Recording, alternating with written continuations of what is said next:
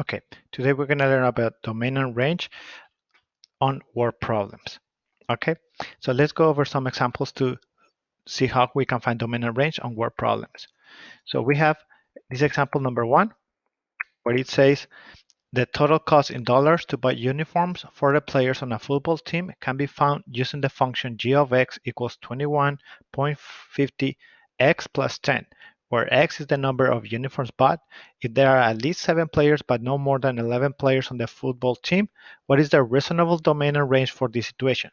Okay, first we need to identify if the function is discrete or continuous. Look at the x values. The x values is the uniforms, which means the players, the player's uniform.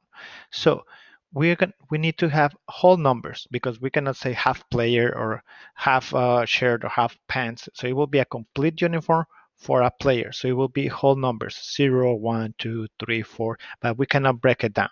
So it will be whole numbers. But the restriction for the domain will be between 7 and 11. And since it say at least, and no more than. So this will be included. So the domain, we're talking about the independent variable, will be between 7 and 11.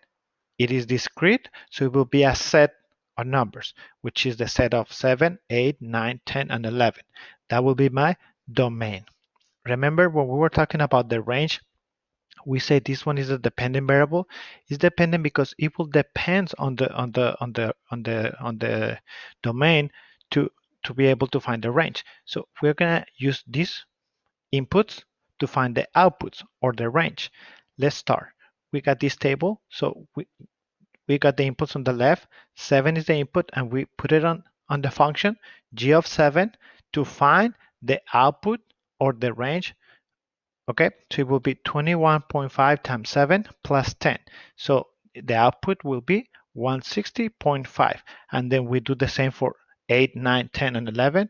And we got the possible answers for the range. So my reasonable range for this one, it will be 160.5, 182, 203.5, 225, 246.5. This is the prices or the range for this problem. Okay, it will be as a set because it is discrete. Now, let's go over example number 2. As we say, first we need to identify the function is discrete or continuous. Let's see.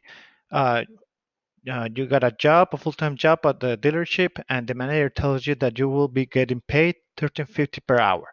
She also tells you that you will be working anywhere from 40 to 45 hours weekly. Your weekly pay can be determined by the function P of t equals 13.50 times t. Find a reasonable domain and range for the scenario. So, domain. The domain will be between 40 and 45, but let's see if it is discrete or continuous. Can we break down the hours? Yes, it could be break in minutes, like 40 hours, 30 minutes, or 41 hours, 30 minutes, or 44 hours and 10 minutes. So this one will be continuous because we can break down. So the domain will be between 40, independent variable between 40 and 45 hours. That will be my domain. And as I said, we see in the example before, to find the range, we're going to use the independent variable. We're going to use the domain, the input, to find the output.